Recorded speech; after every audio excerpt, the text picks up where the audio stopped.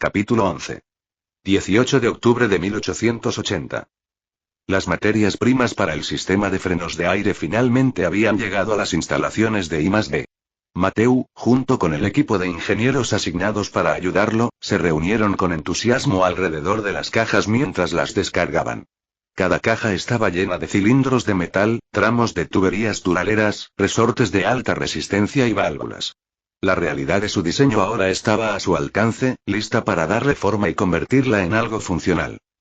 Mateu aplaudió para llamar la atención del equipo. Muy bien, todos. Hemos pasado las últimas semanas familiarizándonos con el diseño y la preparación, pero ahora es el momento de darle vida. Tanner, todavía reservado, asintió brevemente y cruzó los brazos mientras observaba los materiales. Espero que toda esa teoría tuya se sostenga. Estamos tratando con materiales y un sistema que no han sido probados en esta configuración. Se mantendrá, respondió Mateu con confianza. Pero vayamos paso a paso, empezando por el compresor. Tendremos que construirlo para que resista la alta presión sin riesgo de rotura. Tanner, necesito que inspecciones la calidad de la fundición de los cilindros. Tanner frunció el ceño, pero asintió levemente y se dispuso a examinar los cilindros. El resto de los ingenieros se dispersaron para cumplir con sus tareas asignadas, siguiendo las instrucciones de Mateu. El taller se llenó con el sonido metálico del metal, el siseo de los sopletes de soldadura y la concentración de los artesanos absortos en su trabajo. A medida que el compresor iba tomando forma, Mateu iba pasando de una estación de trabajo a otra, ofreciendo orientación y haciendo ajustes. Cada componente, desde el pistón central hasta la intrincada red de válvulas, necesitaba precisión.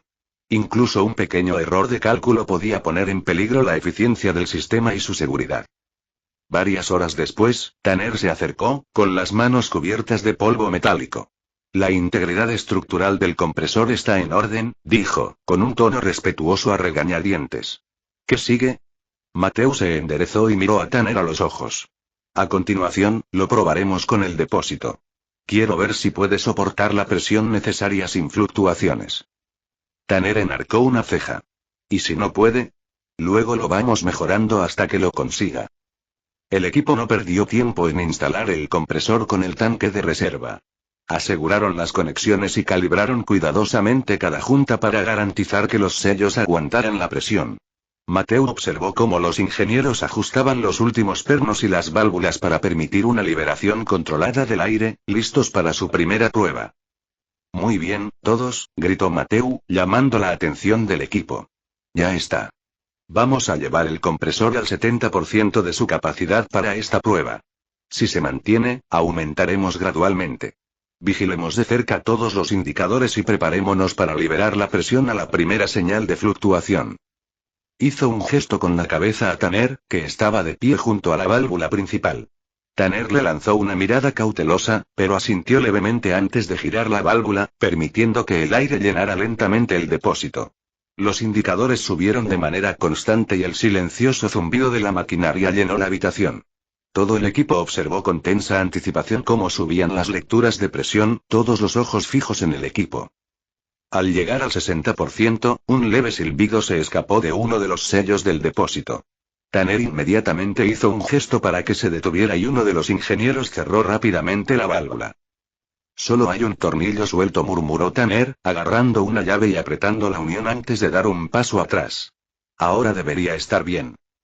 Mateu asintió y continuaron, aumentando la presión. Las lecturas subieron de manera constante. 65%, luego 70%. En 75, el indicador se mantuvo estable, sin signos visibles de tensión en el sistema. Algunos de los ingenieros intercambiaron miradas, algunos sonrieron, mientras el alivio invadía la sala. Mateu se permitió una leve sonrisa, pero su concentración permaneció intensa. Muy bien, llevémoslo al máximo de su capacidad. Quiero ver que este depósito mantenga el 100% de presión antes de pasar a integrar los cilindros de freno. Ajustaron los parámetros y, poco a poco, el indicador fue subiendo. 80%. 90%. El compresor zumbaba, el acero y las válvulas se mantenían firmes mientras la presión seguía aumentando. Cuando finalmente llegó al 100%, el equipo estalló en aplausos y algunos ingenieros le dieron palmadas en la espalda a Mateu. Tanner se acercó y su habitual ceño fruncido se suavizó un poco. Lo admito, es impresionante. Ahora, veamos si puede resistir el uso repetido. Exactamente, respondió Mateu, con los ojos brillantes de determinación. La verdadera prueba será la resistencia. Si este compresor puede mantener una presión constante durante varios ciclos, entonces estamos en camino de hacer realidad este sistema de frenos de aire. Una vez superado el primer gran obstáculo, el equipo se puso a trabajar en la integración de los cilindros de freno, listos para probar cómo se distribuiría la presión de manera uniforme a lo largo de todo el sistema. El equipo cambió de rumbo y se centró en ensamblar los cilindros de freno y conectar la intrincada red de tuberías que se extenderían a lo largo de un tren. Cada cilindro, alineado en la mesa de trabajo, se probaría individualmente antes de conectarlo al conjunto completo. Esta fase era tan crucial como probar el compresor, ya que cualquier inconsistencia en la distribución de la presión podría hacer que los frenos no fueran confiables.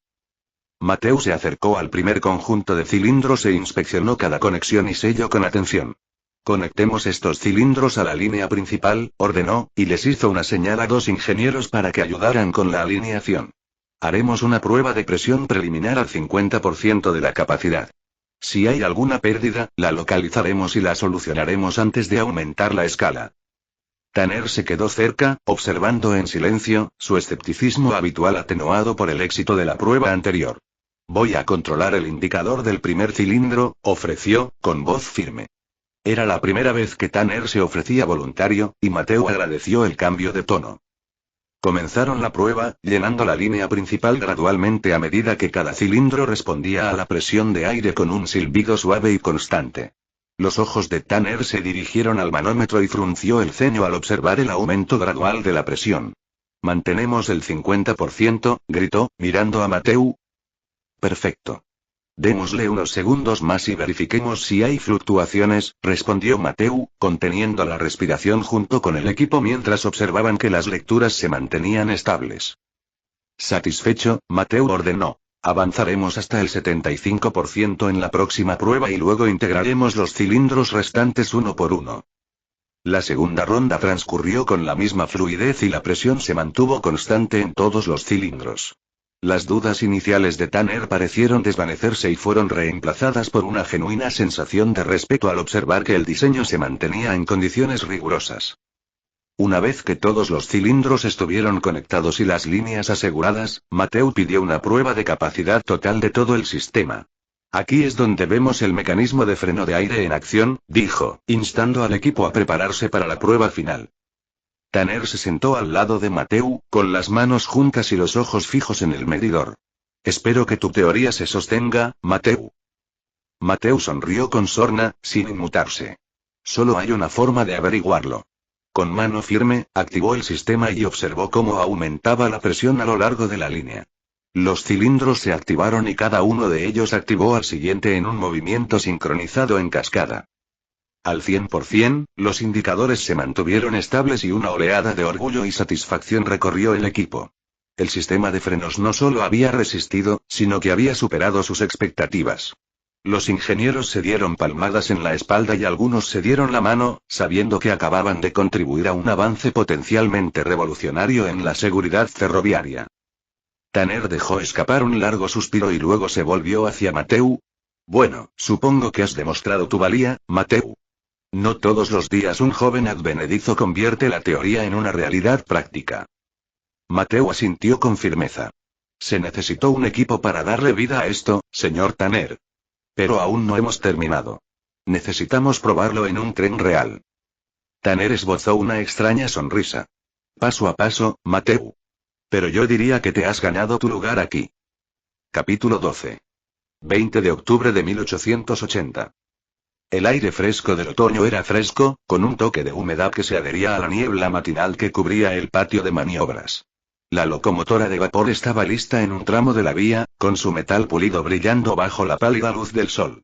El tren estaba preparado para su primera prueba con el nuevo sistema de frenos de aire integrado, un momento que determinaría si sus esfuerzos darían frutos. Junto a la locomotora se había instalado un escenario improvisado, adornado con una pancarta que decía: Revolucionando la seguridad ferroviaria. La demostración de los frenos de aire. Delante del escenario se habían dispuesto filas de sillas para los inversores y otros invitados distinguidos. Entre ellos se sentaban figuras prominentes, entre ellas Charles Fitzwilliam, el industrial más rico de la Gran República. Mateo permaneció a un lado, con las manos entrelazadas a la espalda, mientras observaba cómo el señor Hargrave estrechaba la mano de los invitados. La voz de Hargrave resonaba con cordialidad mientras presentaba a los miembros clave del equipo de ingeniería y hablaba de la importancia del día. Los inversores asintieron mientras los presentaba. Caballeros, si me permiten su atención, dijo Hargrave, volviéndose hacia el público con un gesto elegante. Hoy estamos reunidos para presenciar un nuevo capítulo en la tecnología ferroviaria. Pero antes de continuar con la demostración, permítanme presentarles al cerebro detrás de este ambicioso proyecto. El señor Mateu Esch. Mateu dio un paso adelante y respiró profundamente para tranquilizarse mientras subía al escenario. Los rostros de la multitud allí reunida brillaban de interés, incluida la mirada impasible de Charles Fitzwilliam, cuya sola presencia ya hacía subir la apuesta. Gracias, señor Hargrave, comenzó Mateu. Distinguidos invitados. Durante demasiado tiempo, los viajes en tren han dependido de sistemas manuales propensos a errores, demoras y, lo más preocupante, accidentes. Pero hoy damos un paso hacia el cambio de esa realidad. Los murmullos se extendieron entre la multitud, y Mateu pudo ver a algunos inversores inclinados hacia adelante en sus asientos, intrigados. Ese chico parecía joven, comentó Fitzwilliam. Eso es lo que pensé de él en un principio.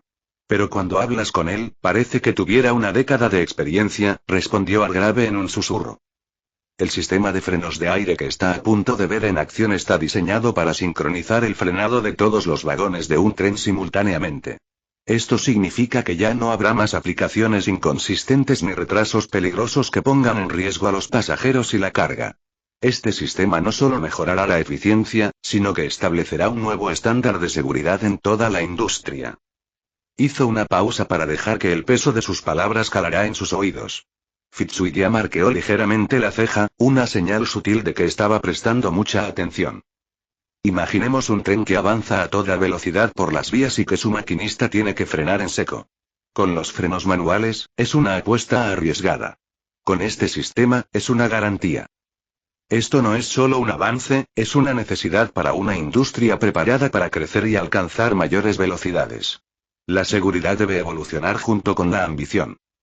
Se escucharon algunos gestos de asentimiento y algunos aplausos entre la multitud, pero la verdadera prueba estaba por llegar. Mateu señaló la locomotora que estaba detrás de él. Ahora demostraremos lo que nos ha dado la teoría y la dedicación.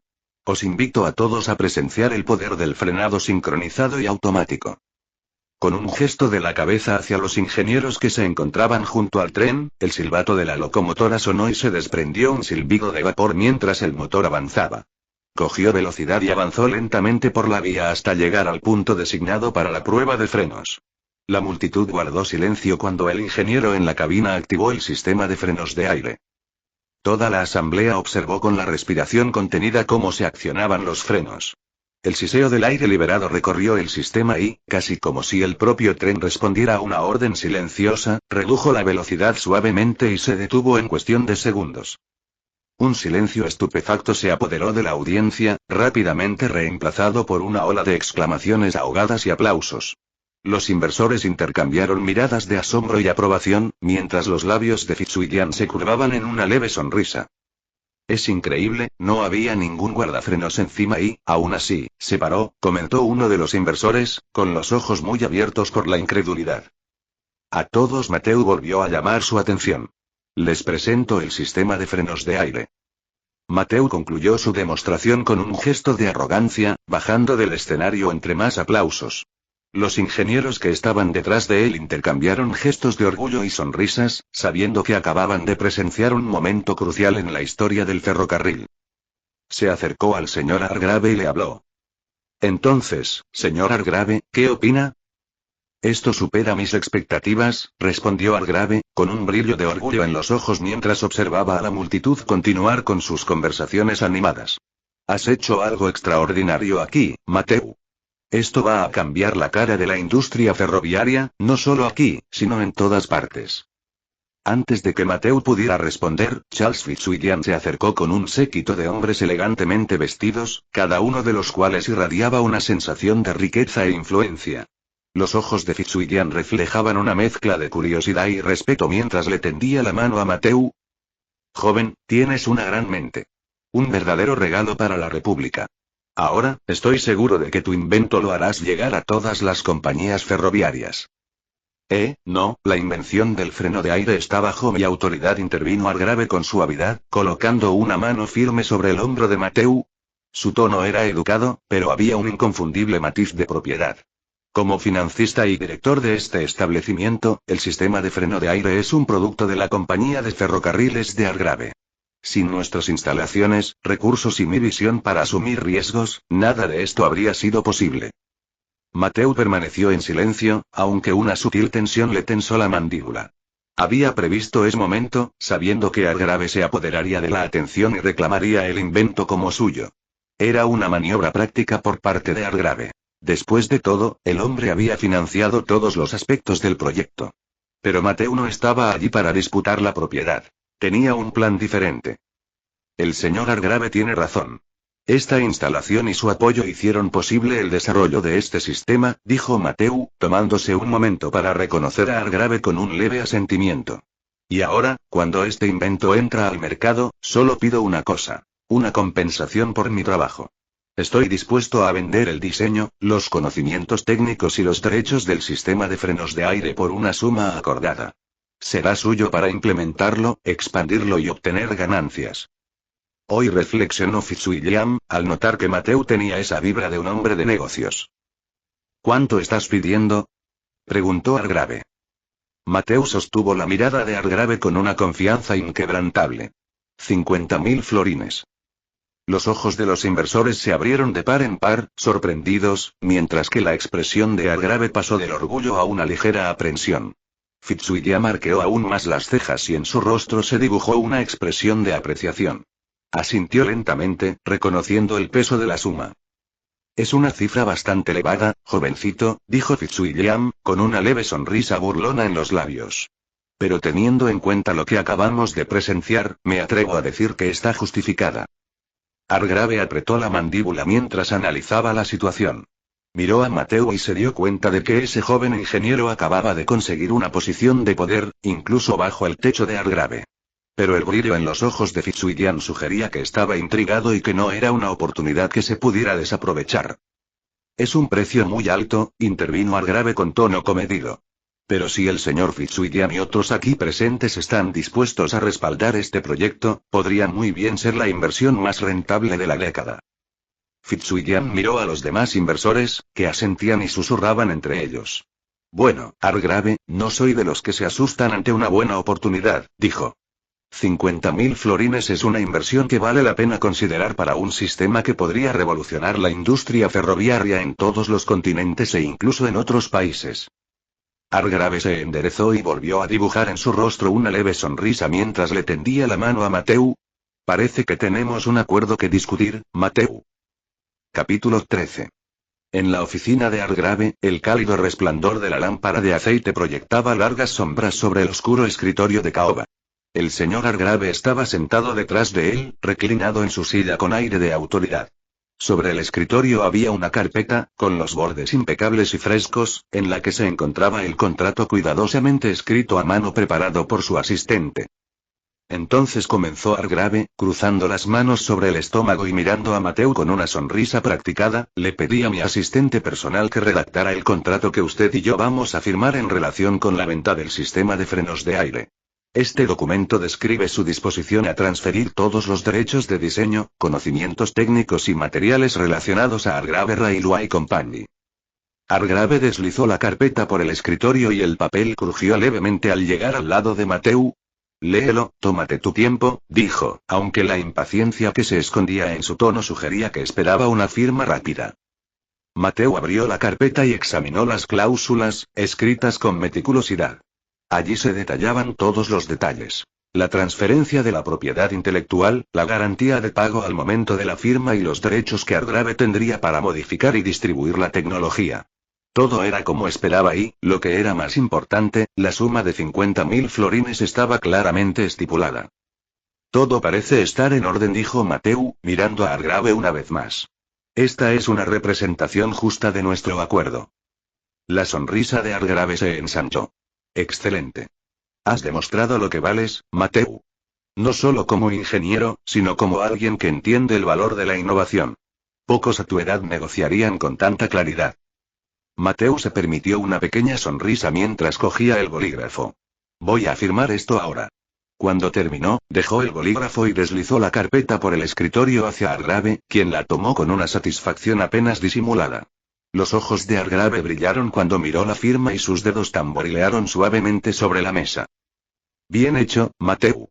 Aquí tienes tu cheque. Hargrave le entregó un cheque de 50.000 florines. Mateu lo tomó de la mano de Hargrave y luego lo miró fijamente por un momento. Gracias, señor Hargrave, dijo, mientras guardaba cuidadosamente el cheque en el bolsillo interior de su abrigo. Dudó un momento antes de aclararse la garganta. Pero tengo una pregunta. Se trata de una suma importante y no estoy familiarizado con el proceso. ¿Cómo puedo cobrarla? Hargrave se reclinó en su silla, riendo. Ah, por supuesto, manejar una cantidad así puede ser desalentador la primera vez. Tendrás que llevar esto a un banco de confianza. Dada la suma, te recomendaría el Amsterdam Bank Trust.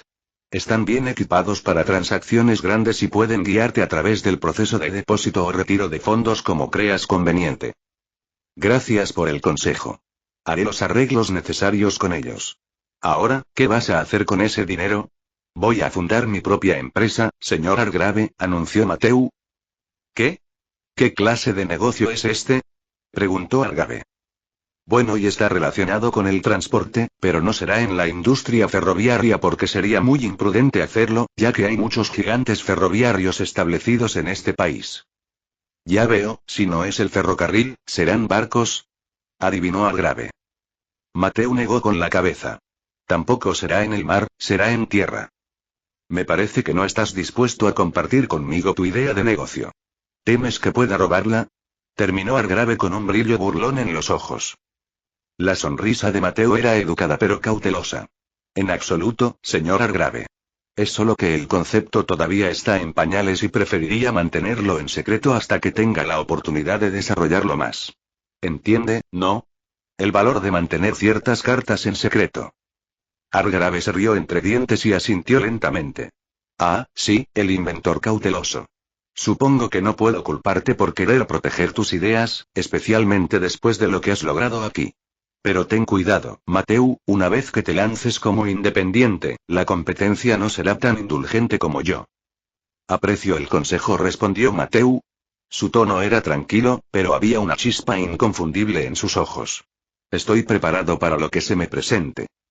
La sonrisa de Hargrave se desvaneció levemente y un matiz de cálculo reemplazó su comportamiento jovial. Supongo que tomaré esto como tu renuncia. Mateu asintió y una sensación de finitud se apoderó de él. Así es, señor Hargrave. Estoy agradecido por la oportunidad que me ha brindado, pero es hora de que yo mismo forje mi propio camino. Bueno, no puedo decir que me sorprenda. Siempre has tenido ese espíritu inquieto. Pero debes saber esto, Mateu. Cuando te independizas, ya no estás bajo mi protección. Lo entiendo, respondió Mateu con expresión firme. Estoy listo para ello. Pasó un momento de silencio antes de que Hargrave se levantara de su silla y extendiera una mano sobre el escritorio. Entonces te deseo lo mejor, aunque no lo diga en serio, dijo con una sonrisa irónica. Mateu le tomó la mano y se la estrechó con firmeza. Gracias, señor Hargrave. Con el cheque guardado en el bolsillo, Mateu se dio la vuelta y salió de la oficina. Ahora tiene dinero y todo lo que tiene que hacer es iniciar la revolución del transporte que imaginaba.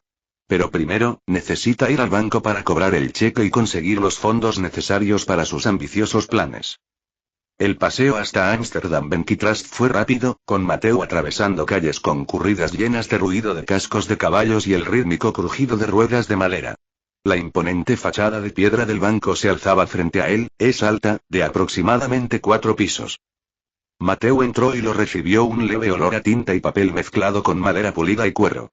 El interior estaba repleto de empleados que se movían de un escritorio a otro, clientes que comentaban transacciones y, ocasionalmente, se oía el tintineo de las monedas que se contaban en el mostrador de un cajero. Una gran lámpara de araña adornada arrojaba un cálido resplandor sobre el espacioso salón. Mateu se acercó al empleado más cercano y se aclaró la garganta. Buenos días. Estoy aquí para cobrar un cheque. El empleado, un hombre de mediana edad con un bigote cuidadosamente cuidado y gafas redondas, levantó la vista y asintió. Por supuesto, señor. Por favor, sígame a uno de nuestros mostradores privados. Mateo siguió al empleado hasta un escritorio pulido donde estaba sentado otro empleado del banco, con el libro de contabilidad abierto y el bolígrafo en la mano. Le entregó el cheque, teniendo cuidado de no arrugarlo. Los ojos del empleado se abrieron ligeramente al leer el monto. Una breve pausa delató su sorpresa antes de recomponerse. 50.000 florines, murmuró el empleado, ajustándose las gafas e intercambiando una rápida mirada con su colega. Una suma considerable, en verdad. ¿Me permite mostrar su identificación, señor? Mateo sacó una pequeña tarjeta con su nombre y el sello de la compañía de ferrocarriles Argrave, que a ese momento le había servido como credencial profesional. El empleado la examinó, asintió con la cabeza en señal de aprobación antes de ponerse de pie y hacer un gesto a otro banquero que estaba detrás de una puerta cerrada. Necesitaremos un momento para verificar este cheque, señor. Por favor, tenga paciencia, dijo el empleado. Mateo esperó, observando mientras el empleado conversaba tranquilamente con otro banquero de aspecto superior. Sus expresiones serias cambiaron gradualmente a medida que asentían, aparentemente satisfechos. El banquero superior se acercó a Mateo con una sonrisa educada. Señor Esch, su cheque ha sido verificado y procederemos a cobrarlo. ¿Cómo le gustaría recibir los fondos? ¿Prefiere una parte en efectivo o un depósito completo en una cuenta con nosotros? Mateo dudó un momento mientras pensaba en su respuesta. Me gustaría abrir una cuenta aquí y que me depositen el importe completo. Planeo hacer varias compras importantes pronto. Muy bien, dijo el banquero, haciendo un gesto para que un empleado trajera los documentos necesarios. Por favor, rellene este formulario y abriremos su cuenta de inmediato. Mateo firmó los documentos necesarios y, en cuestión de minutos, tenía una cuenta oficial en el Amsterdam Bank Trust, con la importante suma de 50.000 florines depositada de forma segura. Capítulo 14. 25 de octubre de 1880. El traqueteo rítmico del tren llenaba el vagón mientras Mateo se acomodaba en su asiento. La campiña de Ámsterdam se difuminaba gradualmente en campos y grupos de árboles. El paisaje estaba salpicado de molinos de viento y granjas, y cada momento que pasaba lo acercaba más a Silvania, donde sus ambiciosos planes cobrarían vida. El silbato del tren sonó y lo sacó de su ensoñación cuando apareció ante sus ojos la ciudad de Silvania. Destacaba su extenso sector industrial, con humo saliendo de las chimeneas de varias fábricas. Cuando el tren aminoró la marcha en el bullicioso andén, Mateo se apeó y se tomó un momento para absorber las vistas y los sonidos de Silvania. Los comerciantes anunciaban sus productos a gritos, los silbatos de las fábricas anunciaban el final de los turnos y los trabajadores se movían con determinación, con las caras surcadas por la suciedad de un día de trabajo. Decidido a encontrar el lugar adecuado para su proyecto, Mateo se dirigió hacia el distrito industrial. Las calles estaban bordeadas de imponentes edificios de ladrillo. Examinó cada uno de ellos, fijándose en el tamaño, la condición y el nivel de actividad, catalogando mentalmente su potencial. Después de horas de caminar y hablar con los capataces y los encargados de la construcción, Mateo llegó a una enorme fábrica en el límite del distrito. A diferencia de las demás, esta estaba tranquila, con las puertas cerradas y la chimenea inactiva. Un letrero desgastado decía Ollis Engineering Works, descolorido por años de exposición al sol y la lluvia. La estructura en sí era robusta, sus altas ventanas prometían abundante luz y el espacio interior era lo suficientemente cavernoso como para albergar líneas de montaje y maquinaria. Mateo entró y lo recibió el eco de sus pasos sobre el piso de cemento vacío. El edificio estaba en sorprendentemente buenas condiciones, con vigas de hierro resistentes y el aire carecía de la humedad que plagaba las estructuras más antiguas. Casi podía imaginar la fábrica llena de trabajadores, el brillo de los motores en proceso de montaje y el zumbido de la productividad llenando el espacio. Perfecto, murmuró, con una sonrisa decidida extendiéndose por su rostro. Se acercó a un escritorio cerca de la entrada, donde se encontraban dispersos viejos libros de contabilidad y herramientas abandonadas. Al hojear los papeles, notó que la fábrica había sido cerrada debido a una mala administración y a deudas que la habían dejado vacía durante años, lo que podría ser una bendición para un inversor dispuesto a darle nueva vida. Entonces, ¿qué piensas?, preguntó una voz desde atrás. Mateo se giró y vio a un hombre con un traje gastado y un sombrero hongo parado en la puerta. Es impresionante, respondió Mateo. Pero necesito saber cuánto costaría alquilar este lugar. El agente entró y sus zapatos lustrados resonaron contra el hormigón. Echó un vistazo a su alrededor, contemplando la vasta extensión de la fábrica y los altos techos. Estas instalaciones no se han utilizado en años, como habrás deducido. Los propietarios están ansiosos por volver a verlas ocupadas. ¿Y el costo? Insistió Mateo, cruzándose de brazos mientras esperaba la respuesta. El agente se frotó la barbilla pensativamente. Teniendo en cuenta su estado actual y el hecho de que los propietarios quieren sacarlo de sus libros, diría que podríamos empezar con 600 florines al mes.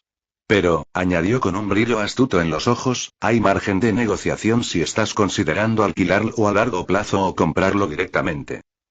¿Está disponible la propiedad para comprar? Preguntó Mateo. El agente arqueó ligeramente las cejas, claramente intrigado por la pregunta. Así es. El precio de venta actual es de 20.000 florines, pero creo que podría convencer a los propietarios para que lo bajen a 15.000 si está dispuesto a hacer una oferta rápidamente. Mateo sabía que se trataba de una táctica de negociación del agente. Creía que esta fábrica costaba unos 15.000 florines, no 20, para hacerle creer que en realidad había ahorrado algo de dinero. Estoy dispuesto a ofrecer 12.000 florines, dijo con voz firme mientras miraba al agente a los ojos. La sala quedó en silencio por un momento mientras el agente asimilaba la oferta, y un atisbo de tensión se apoderó del lugar. Los labios del agente se tensaron mientras sacudía lentamente la cabeza. Me temo que los propietarios no aceptarían una oferta tan baja, señor. Sin embargo, puedo hablar con ellos sobre 14.500 florines. Creo que no estarían dispuestos a llegar más lejos. 13.000, afirmó, observando cómo cambiaba la expresión del agente. El agente dejó escapar un pequeño suspiro y asintió, extendiendo la mano con una sonrisa. Trato hecho. 13.000 florines. Es usted un regateador duro, señor Esch. Mateo estrechó con firmeza la mano del agente. Tengo intención de hacerlo. Un día después, 26 de octubre de 1880. Mateo se reunió con el agente una vez más, esta vez con un contrato en la mano, cuidadosamente encuadernado con el sello de la empresa del agente. Aquí está, dijo el agente, tocando ligeramente el contrato. Este documento describe los términos de la compra y los detalles sobre la propiedad en sí. Mateo asintió y tomó asiento mientras abría el contrato. Las primeras páginas establecían los términos de pago, la transferencia de propiedad y un cronograma para finalizar la transacción. Hojeó las páginas metódicamente hasta que encontró las especificaciones de la fábrica. Especificaciones de fábrica, decía el encabezado de la sección en negrita. Debajo, los detalles estaban meticulosamente documentados. Superficie total: 5.000 metros cuadrados. Altura: 12 metros en el arco central del techo, estrechándose hasta 10 metros en los lados. Ancho: 60 metros. Longitud: 83 metros. Soporte estructural: vigas de hierro reforzado. Ventanas: ventanas altas y arqueadas que permiten una abundante luz natural. Pavimento: concreto sólido, capaz de soportar maquinaria pesada. Características adicionales: 3 salas de oficinas contiguas, un anexo de almacenamiento y una pequeña área de fundición en la parte trasera. Mateo pasó el dedo sobre las especificaciones, imaginando las líneas de montaje, las estaciones de trabajo y la maquinaria que pronto llenarían el espacio. Todo parece estar en orden, dijo Mateo, cerrando el contrato y mirando al agente. El agente, que lo había estado observando con atención, sonrió. Bien. Si está satisfecho, podemos proceder con la firma y la transferencia de propiedad. Deslizó un bolígrafo sobre la mesa. Mateo cogió el bolígrafo y firmó el contrato. Felicitaciones, señor Esch, dijo el agente, estrechándole la mano una vez más. Ahora es dueño de Ollis Engineering Works. Espero que le traiga mucho éxito. Gracias, respondió Mateo con un brillo de confianza en los ojos. Lo haré. 30 de octubre de 1880. Mateo observó mientras contrataba los equipos de una empresa de limpieza local se pusieron a trabajar en el interior de la fábrica. El aire estaba impregnado del sonido de pies que se arrastraban, el repiqueteo de herramientas de metal y el chirrido de los escombros viejos que se retiraban. Los trabajadores, vestidos con monos y gorras sencillos, se movían metódicamente por el espacio, desechando herramientas oxidadas, cajas de madera rotas y pilas de libros de contabilidad obsoletos que habían acumulado polvo a lo largo de los años. Asegúrense de sacar todo lo que no se pueda recuperar, ordenó Mateo a uno de los supervisores, un hombre corpulento con bigote hirsuto y mangas arremangadas hasta los codos. El supervisor asintió y gritó órdenes a la tripulación mientras apilaban los artículos en grandes carros con ruedas para que se los llevaran. Mateo caminaba de un lado a otro de la fábrica, tomando notas mentales de cuánto espacio abierto se estaba recuperando. El suelo, que antes estaba abarrotado de restos de la antigua vida de la fábrica, se iba revelando poco a poco, una vasta extensión de hormigón sólido lista para albergar el futuro que imaginaba. Se detuvo junto a uno de los trabajadores que estaba barriendo cerca de la zona de fundición. Ten cuidado con esa sección, dijo Mateu, señalando un viejo molde de fundición de hierro que parecía recuperable. Quizás podamos reutilizar algunos de estos. El trabajador asintió y centró su atención en mover con cuidado el molde a una esquina para inspeccionarlo más tarde. A medida que transcurría el día, la fábrica empezó a parecer menos una reliquia olvidada y más un espacio lleno de potencial. Se retiraron montones de escombros, dejando una vista más limpia y clara de la impresionante estructura del edificio. Las vigas de hierro del techo proyectaban sombras entrecruzadas en el suelo, sólidas y firmes mientras sostenían el edificio en alto. Una vez resuelto todo esto, Mateu desplegó cuidadosamente el plano sobre un viejo banco de trabajo que había sido limpiado de polvo y escombros. La gran hoja de papel se arrugó al abrirse, revelando bocetos intrincados y notas detalladas escritas a mano con precisión. Era un plano del primer prototipo de su automóvil. El diseño de su futuro automóvil sería similar al de los años 30, porque a la gente de esa época, especialmente a los ricos, les encantaba la estética en todo lo que tenían. Y él les va a dar el gusto por el lujo en el transporte. Capítulo 15. ¿Cómo se crea un automóvil en un mundo similar al de la década de 1880? La primera receta importante es el conocimiento sobre automóviles. Por ejemplo, cómo funciona un automóvil, cómo está estructurado y qué componentes lo hacen cobrar vida. Mateu comprendió que, si bien la mayoría de las personas de esa época apenas podían imaginarse un invento de ese tipo, él tenía la ventaja de saber exactamente lo que se necesitaba para convertir ese concepto en realidad. Se inclinó sobre el gran banco de trabajo de su recién adquirida fábrica y trazó las líneas del plano que había esbozado cuidadosamente.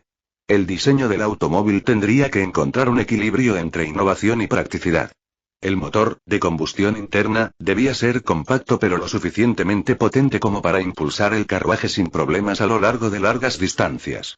Funcionaría con una versión refinada del petróleo, algo que requeriría obtener aceite de alta calidad y establecer un proceso para refinarlo.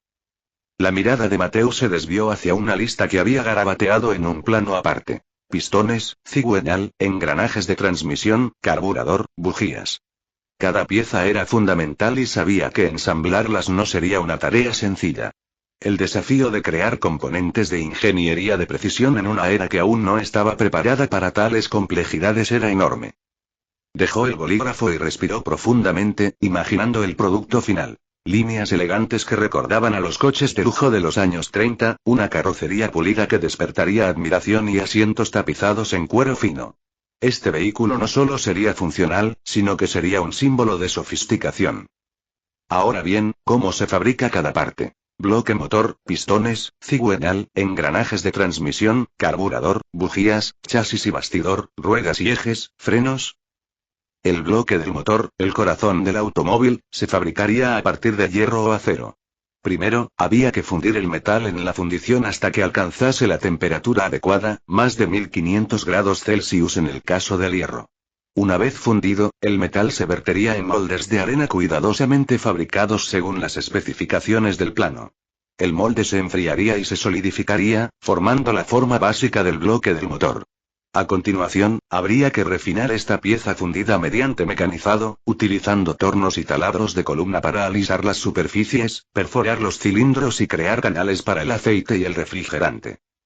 Los pistones requerían un proceso similar, pero con más precisión. Se crearían moldes más pequeños para fundir los pistones, lo que garantizaría que fueran livianos pero duraderos. Después de enfriarse, estas piezas se mecanizarían para lograr la superficie cilíndrica lisa necesaria para encajar perfectamente dentro de los cilindros del bloque del motor. El desafío sería mantener tolerancias exactas para evitar problemas de rendimiento, lo que significaba contratar maquinistas expertos. El cigüeñal, el componente que convertía el movimiento lineal de los pistones en energía rotacional, era una pieza compleja que requería tanto fundición como forja. Después de la fundición inicial, el cigüeñal se sometía a un proceso de forjado para fortalecer el metal dándole forma bajo una presión extrema. A continuación, se mecanizaba cuidadosamente para crear las curvas precisas y los cojinetes necesarios para un movimiento continuo. Este proceso era uno de los más exigentes desde el punto de vista técnico debido al intrincado equilibrio necesario para un funcionamiento suave. Para los engranajes que formaban la transmisión, la fundición sería una vez más el punto de partida. Las piezas fundidas se cortarían luego utilizando máquinas talladoras de engranajes, herramientas de corte giratorias que daban forma a los dientes de cada engranaje.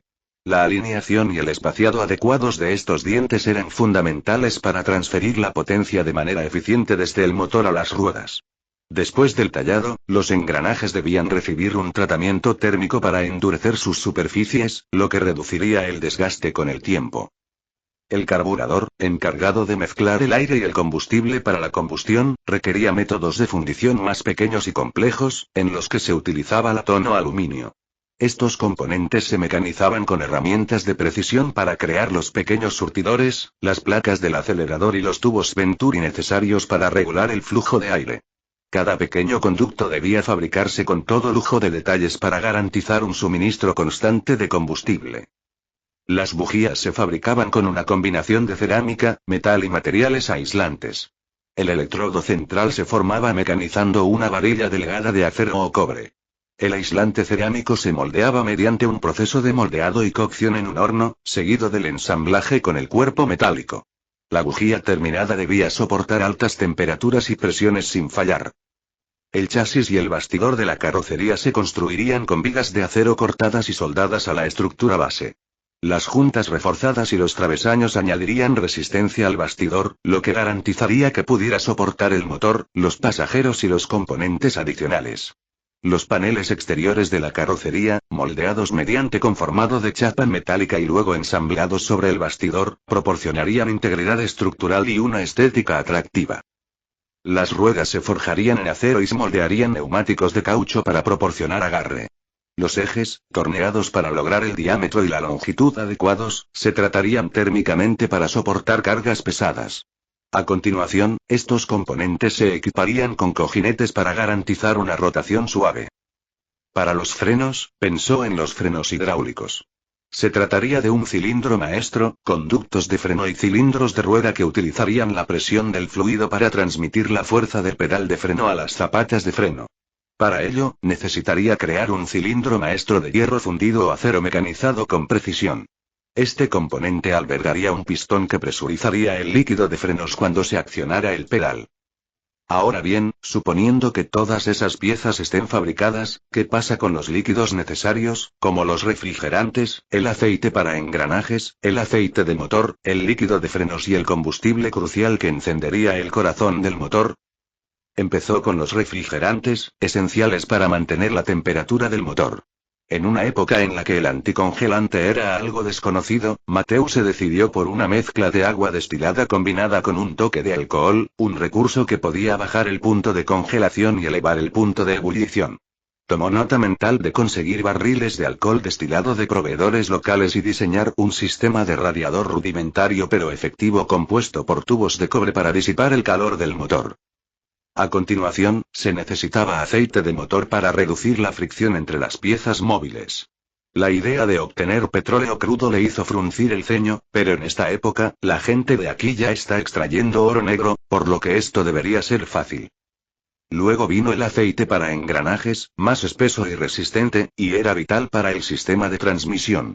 Tenía que soportar una presión intensa y proporcionar una barrera contra el rechinamiento de los dientes metálicos de los engranajes.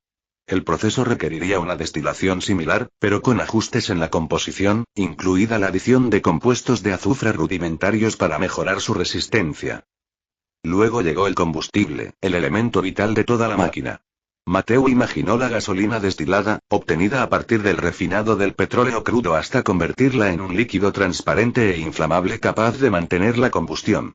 El desafío sería la consistencia de este combustible. Garantizar que fuera lo suficientemente limpio y potente para mantener el motor en funcionamiento sin ensuciar los componentes.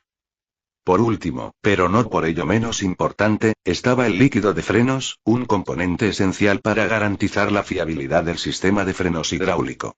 El líquido de frenos tenía que estar especialmente formulado para mantener la presión dentro de los conductos de freno y resistir tanto las altas temperaturas como las condiciones de congelación.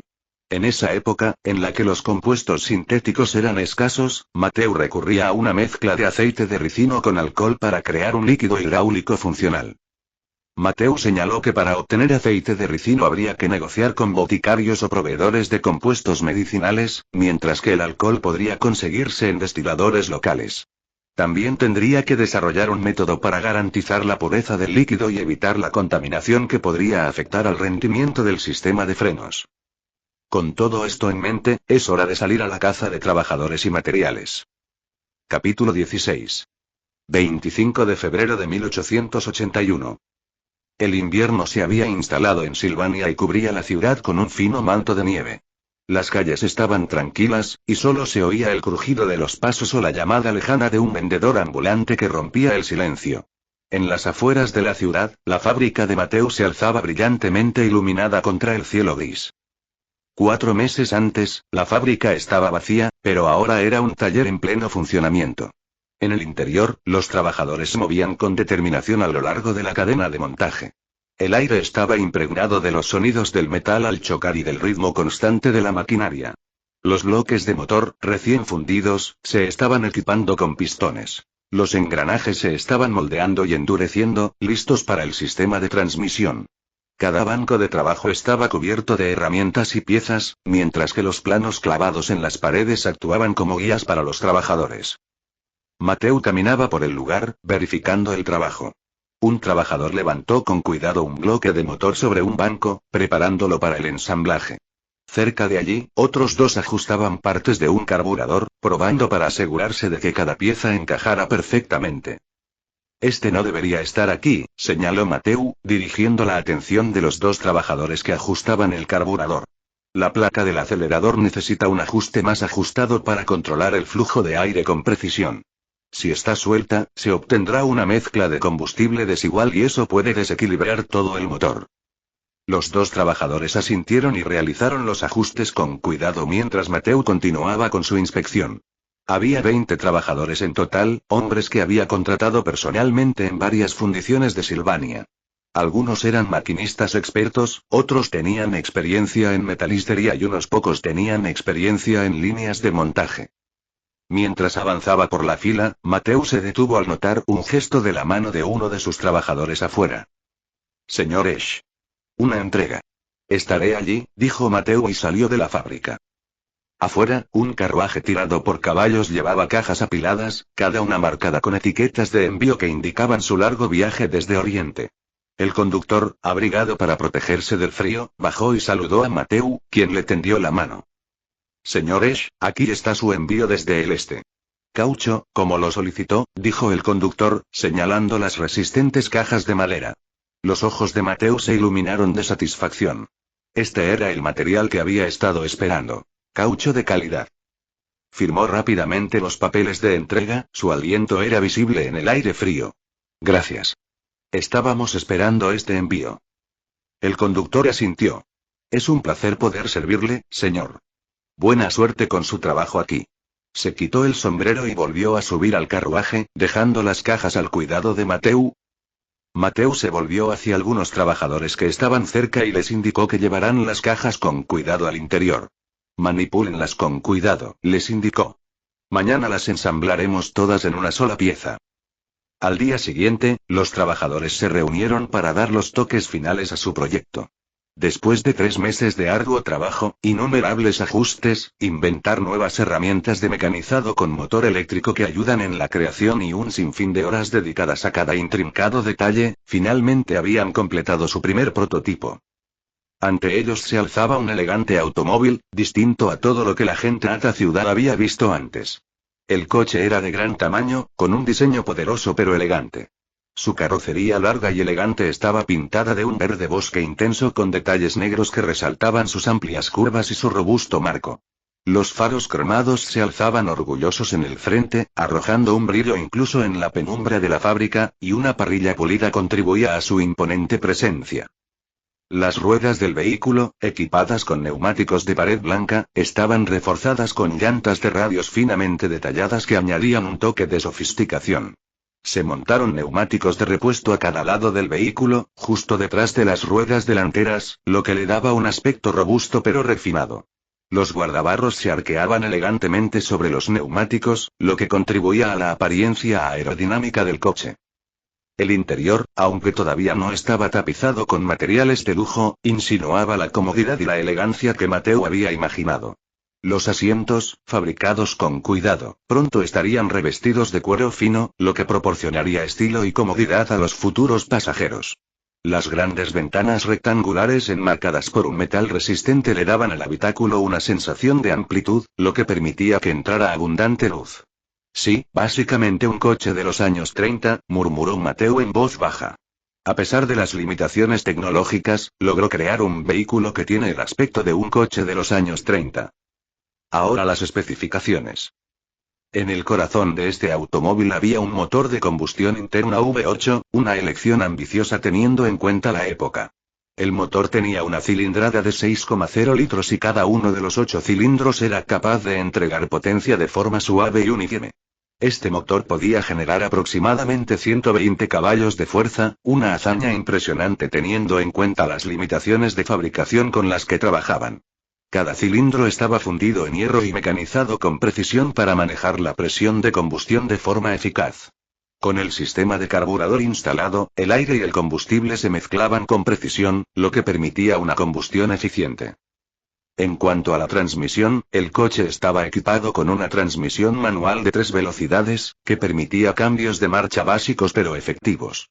Los engranajes estaban tallados con precisión y endurecidos para soportar la potencia del motor. La transmisión estaba diseñada con componentes de latón y acero para mejorar la durabilidad, dado que la lubricación y el desgaste podían ser problemáticos en un uso prolongado. Este sistema garantizaba una transferencia de potencia suave del motor al tren motriz, lo que hacía posible la aceleración sin tirones ni paradas. Para la suspensión, Mateo había optado por un sistema de suspensión de ballestas, un diseño que era a la vez sencillo y duradero. Esta configuración utilizaba muelles semielípticos, que proporcionaban un equilibrio razonable entre comodidad y manejo. Los muelles absorbían los impactos de la carretera, lo que ayudaba a mantener la estabilidad y hacía que la marcha fuera más suave. Estos muelles estaban hechos de acero templado, capaz de soportar el peso del vehículo y de los pasajeros sin combarse con el tiempo. El sistema de frenos era hidráulico e incluía un cilindro maestro, conductos de freno y cilindros en cada rueda.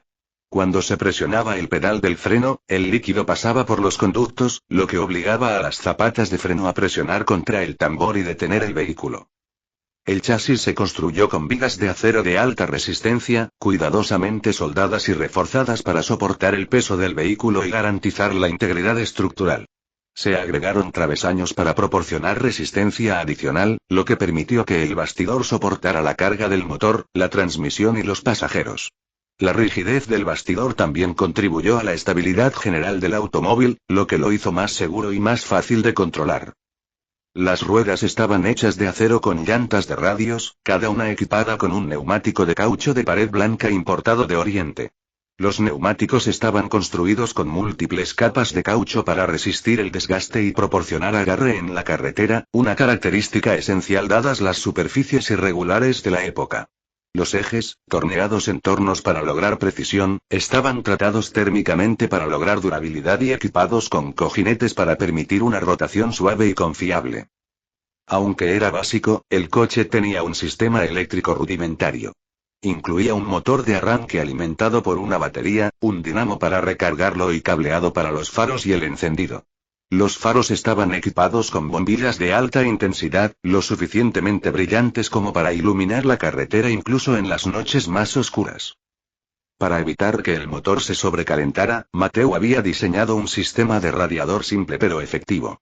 Unos tubos de cobre enrollados dentro de una carcasa de metal disipaban el calor del motor, y una mezcla de agua destilada y alcohol servía como refrigerante. Este diseño ayudaba a mantener una temperatura óptima del motor incluso durante viajes largos. El combustible se almacenaba en un tanque montado en la parte trasera y se suministraba al motor a través de una bomba y un carburador. Por último, pero no por ello menos importante, las dimensiones. Mide unos 5,2 metros de largo, 2 metros de ancho y 1,8 metros de alto. Su peso era de aproximadamente 2.000 kilogramos. ¿Y ahora, cómo funciona?, preguntó Ben, el líder de los trabajadores. Bueno, voy a demostrárselo a todos ahora, porque estoy seguro de que ninguno de ustedes sabe realmente lo que estamos haciendo, sonrió Mateu. Capítulo 17. Primero vamos a tener que cargar esto con combustible, dijo Mateu, e hizo una seña a los trabajadores para que llevaran el barril que contiene gasolina refinada, que Mateu había estado refinando meticulosamente durante las últimas semanas. El barril fue llevado hasta el automóvil y su contenido se agitó levemente mientras el trabajador lo sostenía cerca de la parte trasera del vehículo. Mateu tomó un embudo y lo insertó en la abertura del tanque de combustible, luego vertió la gasolina con cuidado, observando cómo el líquido fluía suavemente. Esto, comenzó, señalando el combustible, es lo que da vida al motor. Cuando se enciende, provoca explosiones controladas dentro de cada cilindro, empujando los pistones hacia abajo y generando energía. Cuando terminó de verter, tapó el tanque y lo cerró herméticamente. Se dirigió al asiento del conductor y colocó la mano en la palanca de encendido. Ahora, vamos a darle vida a esta máquina. Con un ligero empujón, activó el motor de arranque, lo que permitió que el dinamo generara la chispa inicial. El motor chisporroteó por un momento, un gruñido áspero que pronto se transformó en un zumbido suave y rítmico a medida que el V8 cobraba vida. Mateu aceleró ligeramente el motor y todo el automóvil pareció latir en respuesta. Está bien, los paneles y los indicadores funcionan perfectamente, dijo Mateu, señalando el tablero que tenía frente a él. La sencilla configuración incluía un velocímetro, un indicador de combustible, un tacómetro y un medidor de presión de aceite, todos cuidadosamente calibrados. Hagamos una prueba, anunció Mateu con voz llena de confianza. ¿Quién querría viajar conmigo en un viaje hacia el futuro? Ben y casi todos levantaron la mano. Mateu se rió mientras se frotaba la nuca. Le está costando mucho elegir quién es quién. Bueno, Ben, tú vas adelante y tú y tú, atrás, dijo Mateu, señalando a 3 trabajadores ansiosos que tenían las manos en alto. Subieron rápidamente al vehículo, con los ojos muy abiertos y sonriendo de emoción. Ben se acomodó en el asiento del pasajero delantero, con la mano agarrando la puerta, todavía luciendo un poco escéptico. Cuando se instalaron, Ben miró a Mateu y enarcó una ceja. Entonces, ¿cómo se mueve esta cosa sin un caballo o un buey que la tire?, preguntó, claramente fascinado pero desconcertado. Mateu sonrió, ansioso por revelar la respuesta. Observa y aprende.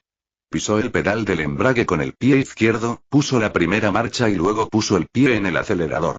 El motor rugió levemente mientras el auto avanzaba bruscamente, luego se suavizó cuando Mateu controló el acelerador. Los trabajadores de atrás dejaron escapar un jadeo de sorpresa al sentir que el auto se movía por sí solo. Ben abrió mucho los ojos mientras agarraba con fuerza su asiento, sintiendo la sensación de avanzar sin ningún animal que lo guiara. Luego salieron de la fábrica, seguidos por los trabajadores. Y de repente, la gente que caminaba por la calle, los comerciantes e incluso los niños que jugaban en la nieve se quedaron paralizados, boquiabiertos, al ver cómo la enorme y reluciente máquina se movía sin caballos que la tiraran. El rugido del motor reverberó en el aire, como ningún otro sonido que hubieran oído antes.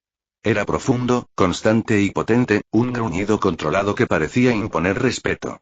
Algunos habitantes del pueblo dieron un paso atrás, recelosos del extraño artefacto, mientras que otros se inclinaron hacia adelante, entrecerrando los ojos con incredulidad, tratando de comprender lo que estaban presenciando. Ben miró a Mateu, todavía asombrado a pesar de estar dentro del vehículo. Parecen estar viendo un fantasma, murmuró, apenas capaz de reprimir su propio asombro. Mateu se rió entre dientes, manteniendo la vista fija en la carretera mientras maniobraba con destreza el coche en una curva. Este es el futuro, Ben. Están viendo el amanecer de una nueva era. Cambió de marcha y el motor respondió con suavidad a medida que el coche ganaba velocidad. Es rápido. Es más rápido que los caballos o los trenes, dijo Mateo con una sonrisa. Mientras disfrutaban del paseo, un carruaje tirado por caballos cruzó de repente una intersección. El cochero, asustado por el sonido y la visión del vehículo que se acercaba, se quedó paralizado en medio de la curva, con los ojos muy abiertos por la sorpresa. El caballo se encabritó, asustado por la bestia mecánica, y el cochero tiró de las riendas, tratando de calmarlo. Las manos de Mateo se movieron con rapidez e instintivamente. Pisó el pedal del freno y los frenos hidráulicos se activaron suavemente, reduciendo la velocidad del coche hasta detenerse a pocos metros del carruaje. Los trabajadores del coche se prepararon, sorprendidos por la capacidad del vehículo para detenerse con tanta eficacia sin el chirrido del metal ni la sacudida brusca que esperaban. El conductor del carruaje recuperó la compostura, aunque continuó mirando desconcertado. ¿Qué diablos es eso?, exclamó el conductor del carruaje. Mateo suspiró aliviado, pensó que iba a estrellar el vehículo que habían construido con tanto esfuerzo durante los últimos 4 meses. Sin mencionar que el carruaje que tenían delante parecía caro, ya que estaba muy ornamentado y decorado con intrincados tallados y detalles de latón pulido. El propio conductor parecía estar mejor vestido que la mayoría, lo que sugería que era empleado de alguien de estatus en la ciudad. Ben, todavía con los ojos muy abiertos por el susto, miró a Mateo y le susurró: «Ten cuidado, jefe. No queremos causar una buena impresión con esta cosa atropellando el carruaje de un hombre rico». Mateo asintió con una leve sonrisa en su rostro. Esa sería una manera de llamar su atención, pero no es exactamente lo que tenía en mente. Salió del vehículo, todavía con la atención centrada en ellos, y habló. «Lo siento, no te vi venir». «¿Qué es eso?», preguntó de nuevo el cochero. «Es un automóvil, un invento mío». «Lo voy a probar», respondió Mateo. «¿Se movía sin caballos?». «Sí, se movió sin caballos», repitió Mateo mientras sonreía cortésmente al cochero. «Increíble», dijo el cochero con asombro. «Bueno, supongo que tenemos que irnos ya, estamos generando tráfico», dijo Mateo riéndose, haciendo un gesto hacia la creciente multitud que se había reunido para mirar boquiabierta el extraño vehículo. Los habitantes del pueblo rodeaban el automóvil, algunos se atrevían a extender la mano y tocar el metal pulido, otros susurraban en voz baja sobre el caballo mecánico. Mateo volvió a subirse al asiento del conductor y miró a sus pasajeros. «¿Listos para continuar?», preguntó con una sonrisa. Los trabajadores de atrás, que habían estado conteniendo la respiración durante el encuentro, finalmente exhalaron y asintieron. Cuando Mateo puso el coche en marcha, el motor volvió a rugir y la multitud se abrió paso, lo que le permitió maniobrar por la carretera principal. La gente siguió siguiéndolo, algunos trotando a su lado para no quedarse atrás, otros saludando con asombro. Los niños señalaban con los ojos muy abiertos y los ancianos negaban con la cabeza, incapaces de creer lo que estaban presenciando. Mientras tanto, dentro del vagón, alguien seguía con la mirada el movimiento del vehículo. «Milady, ese fue un artefacto interesante», dijo una mujer de servicio que vestía un vestido verde oscuro con un corpiño ajustado y un cuello alto modesto, y su cabello recogido en un moño elegante. Se sentó junto a una mujer joven cuyo atuendo, aunque elegante, era notablemente más lujoso. Un abrigo de terciopelo con botones de plata, un sombrero de ala ancha adornado con una pluma ornamentada y guantes de cuero fino. «Sí, fue fascinante», respondió la joven mientras se acomodaba el cabello detrás de la oreja. «Debería contarle a papá sobre este descubrimiento». Capítulo 18.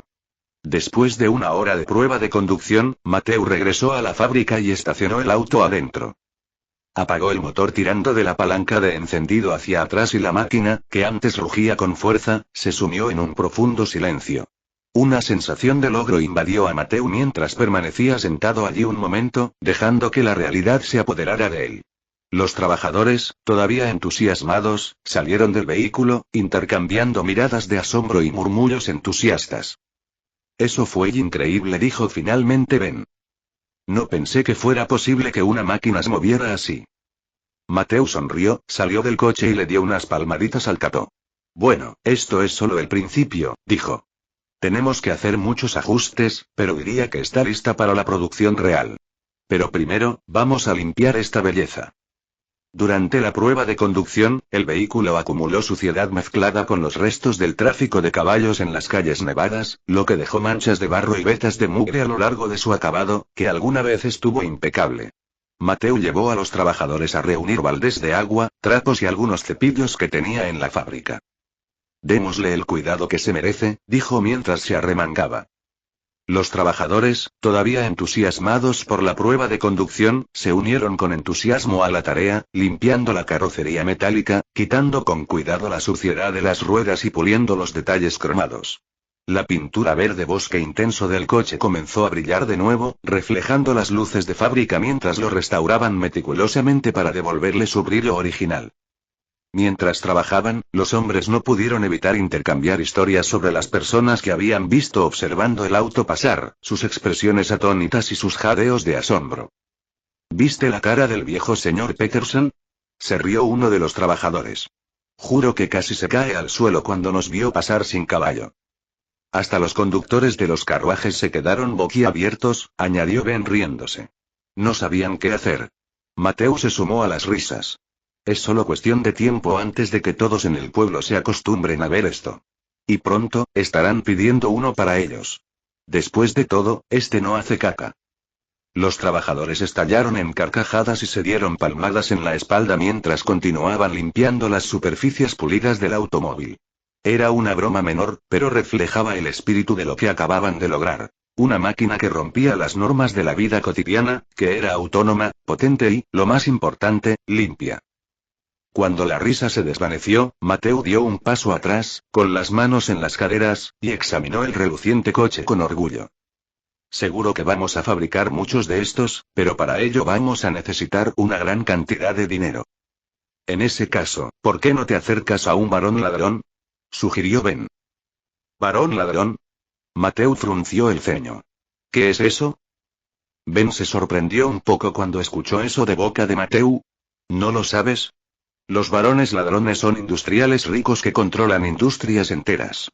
Algunos dicen que son despiadados, pero si se necesita dinero para iniciar la producción en masa, ese es el tipo de personas que pueden lograrlo. Mateu tarareó pensativo. Bueno, ¿a quién deberíamos dirigirnos? ¿Qué tal Fitzwilliam? Es el hombre más rico del país, es banquero y ha invertido en casi todas las industrias importantes. Ferrocarriles, acero, carbón. Si alguien tiene los medios para financiar un proyecto como el nuestro, ese es él, sugirió Ben.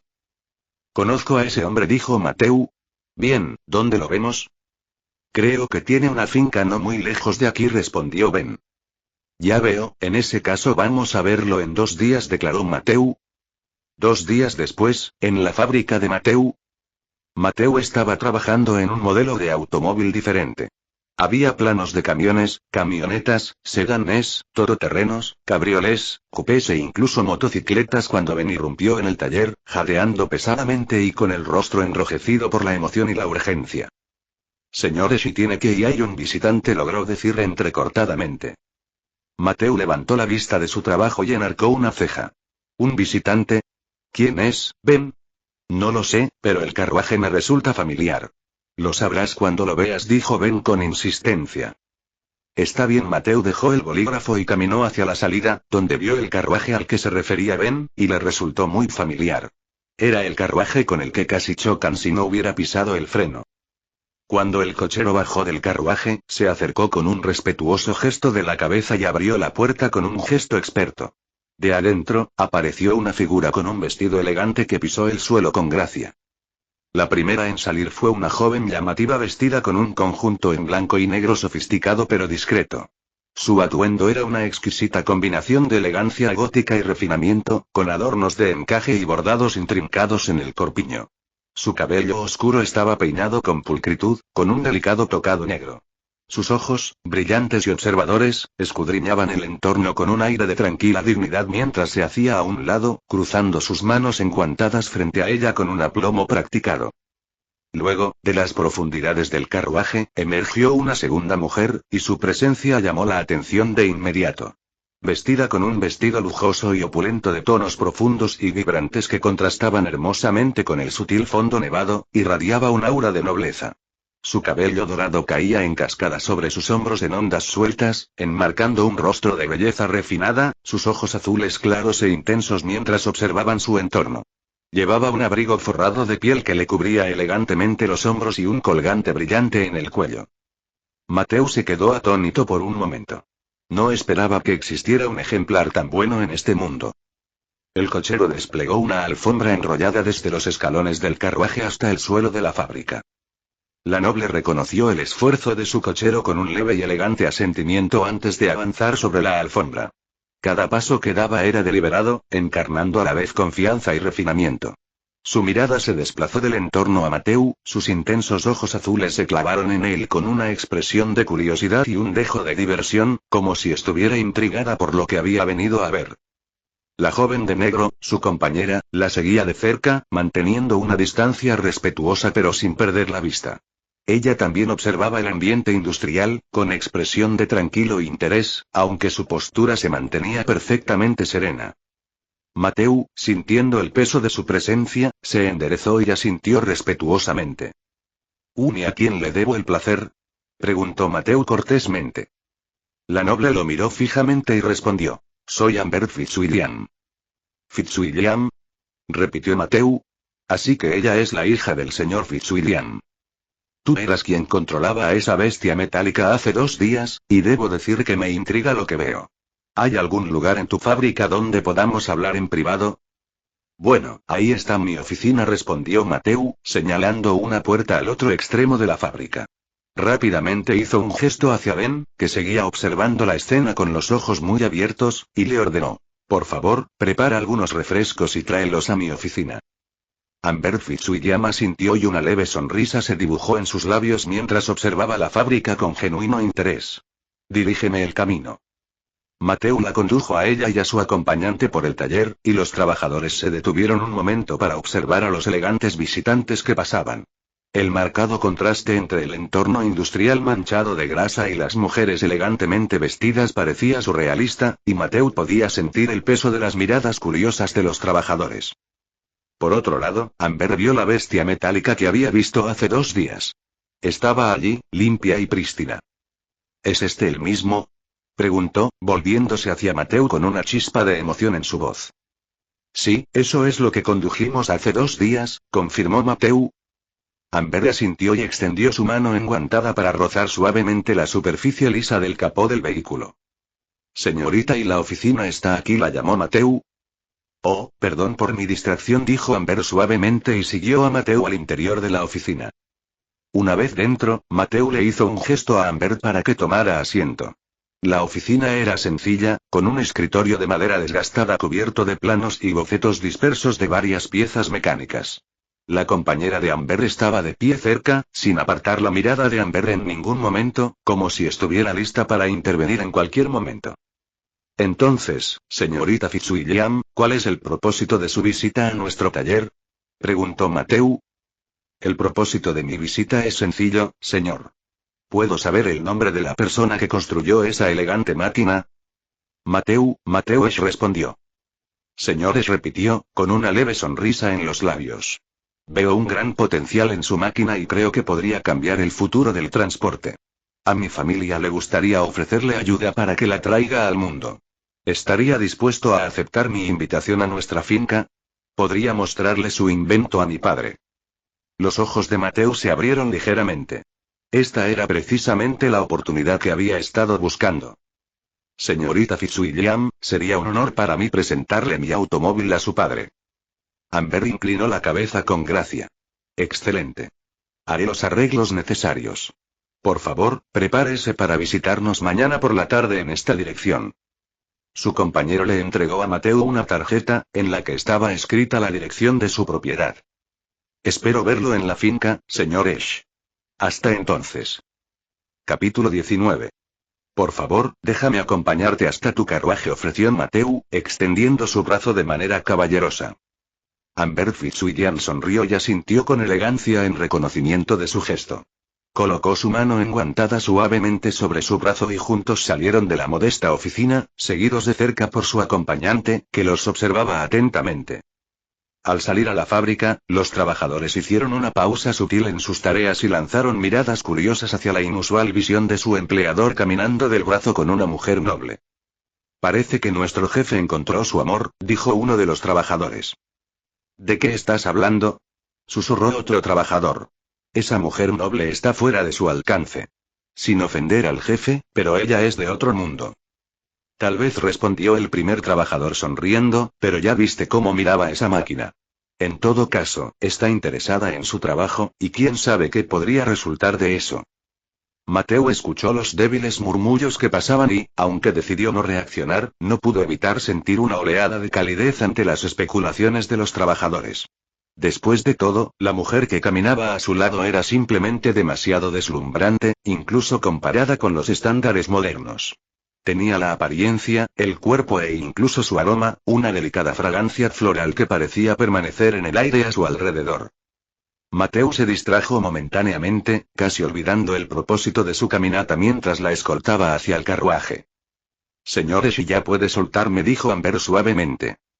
Mateo parpadeó, dándose cuenta de que había estado tan absorto en el momento que todavía sostenía el brazo de Amber, a pesar de que habían llegado a su carruaje.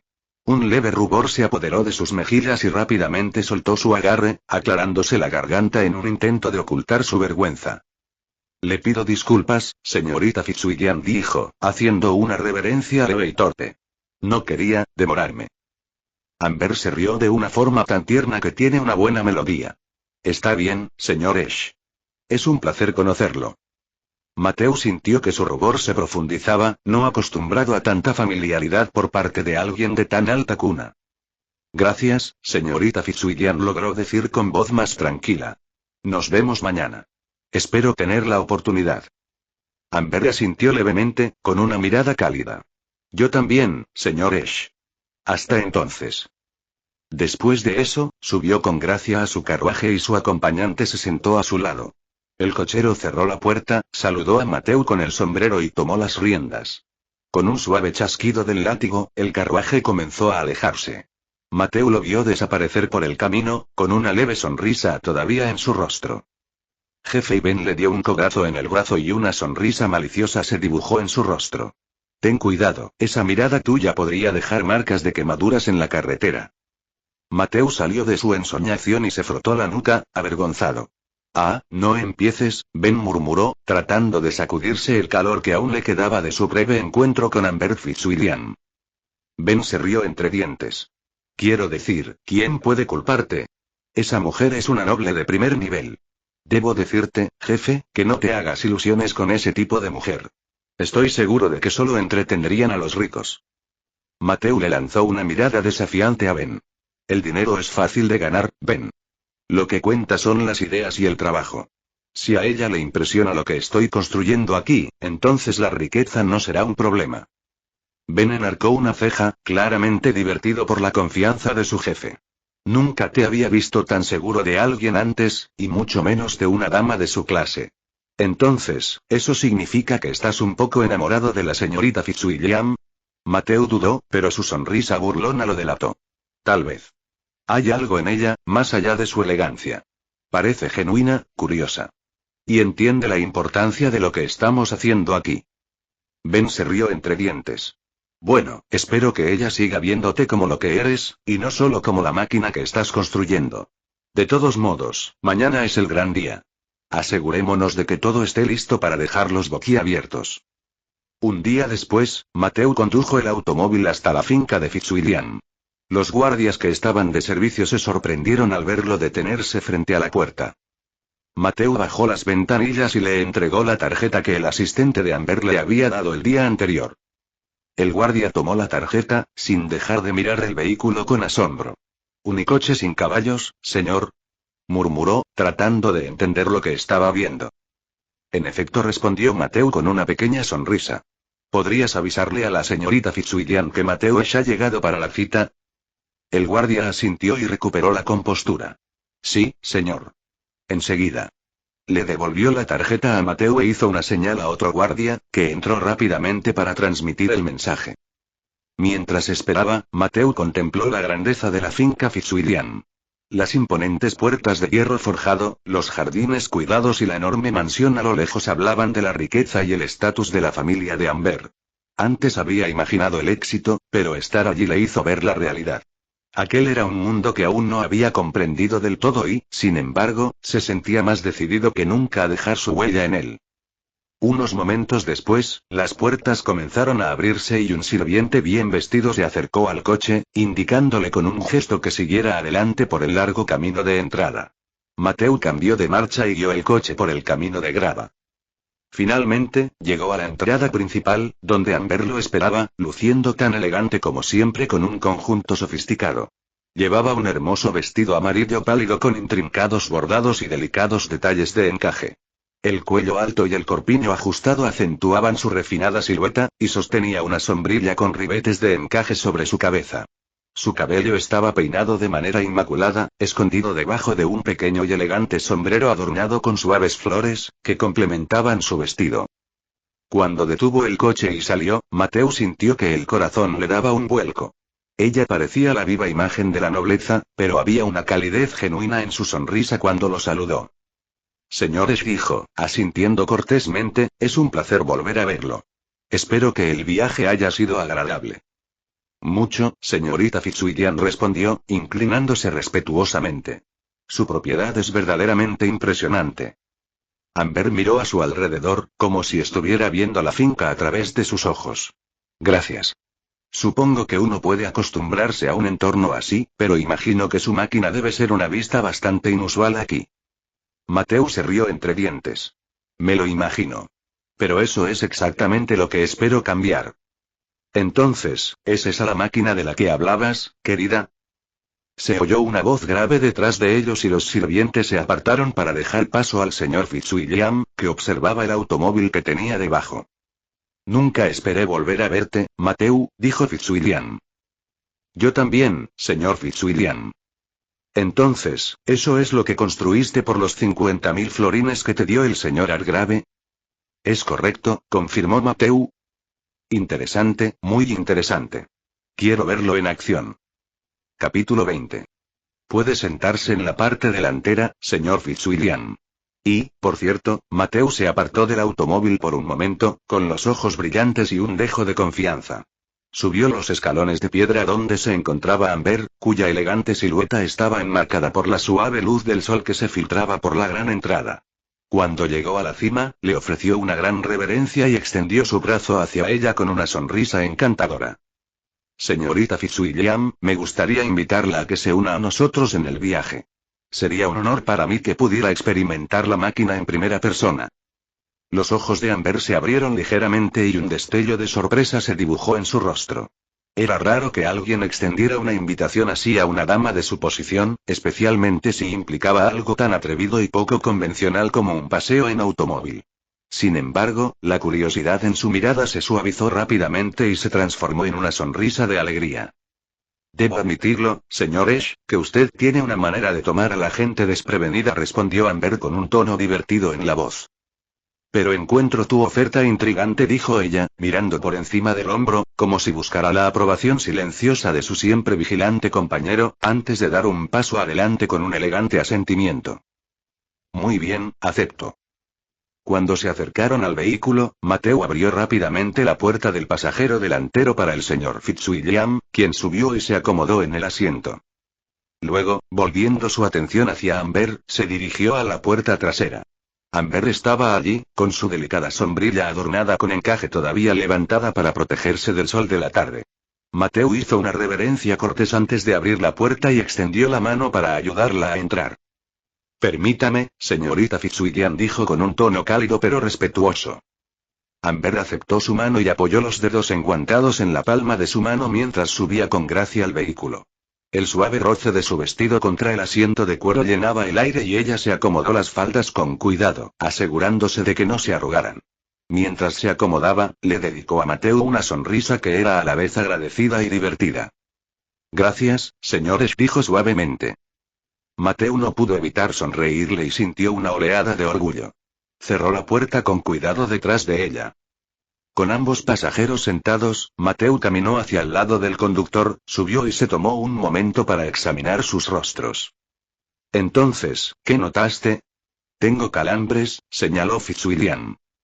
Mateo se rió suavemente ante la cruda apreciación del señor Fitzwilliam. Sí, lo admito, no es tan espacioso como un carruaje, dijo, ajustando su agarre en el volante. Pero lo que le falta en espacio, lo compensa con creces en velocidad y eficiencia. Cuéntame el proceso de funcionamiento de este automóvil, comenzó Fitzwilliam sin dudarlo. Muy bien. Lo primero es lo primero. El concepto de automóvil.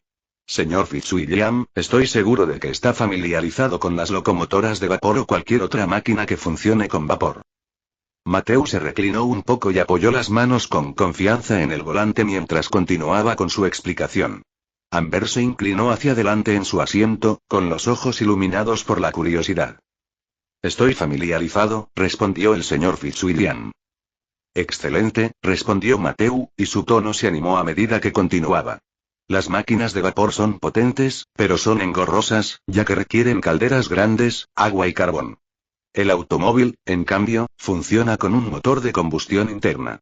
En lugar de depender de la presión del vapor, enciende una mezcla de aire y combustible dentro de un espacio confinado, lo que crea explosiones controladas que impulsan los pistones. El señor Fitzwilliam escuchó, entrecerrando los ojos mientras asimilaba la información. ¿Y este proceso de combustión, qué combustible requiere? Mateo giró la palanca de encendido y el motor cobró vida con un rugido profundo. Este modelo utiliza una forma de petróleo refinado, señor, explicó. Es eficiente, quema limpiamente y, lo más importante, permite que el motor arranque casi instantáneamente. Amber, sentada en la parte de atrás, se inclinó ligeramente hacia adelante, con la sombrilla apoyada en su regazo. Entonces, ¿no se necesitan horas para generar vapor? ¿Puede comenzar de inmediato, como acabamos de presenciar? Exactamente, señorita Fitzwilliam, confirmó Mateo mirándola por el espejo retrovisor. Eso es lo que lo hace revolucionario. En el momento en que decides ir, simplemente giras el encendido, pisas el pedal y estás en marcha. Los ojos de Amber brillaron de emoción. ¡Qué extraordinario! Es casi como libertad sobre ruedas. La mirada del señor Fitzwilliam se suavizó al observar el entusiasmo genuino de su hija. Asintió lentamente, claramente intrigado a pesar de su escepticismo inicial. ¿Y qué tan rápido puede ir este artefacto? Preguntó. Mateo sonrió y cambió de tema con un movimiento seguro de muñeca. Déjeme mostrarle, señor. Dicho esto, pisó el acelerador.